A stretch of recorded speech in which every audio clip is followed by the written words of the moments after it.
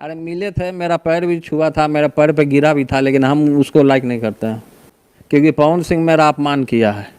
आप लोग देख सकते हैं दोस्तों कि तेज प्रताप यादव और पावर स्टार पवन सिंह की कंट्रोवर्सी बराबर चलती रहती है और तेज प्रताप यादव पावर स्टार पवन सिंह को हमेशा कुछ न कुछ बोलते रहते हैं।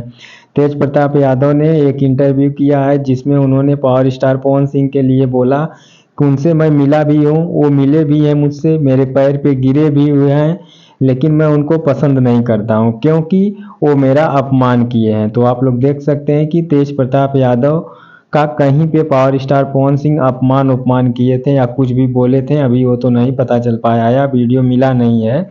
जैसे ही मिलता है आप लोगों को दिखाया जाएगा। लेकिन पावर स्टार पवन सिंह और तेज प्रताप यादव की कंट्रोवर्सी चलती रहती है, एक तरफा है। तो आप लोग पहले सुनिए। कि पवन सिंह मेरा अपमान किया है।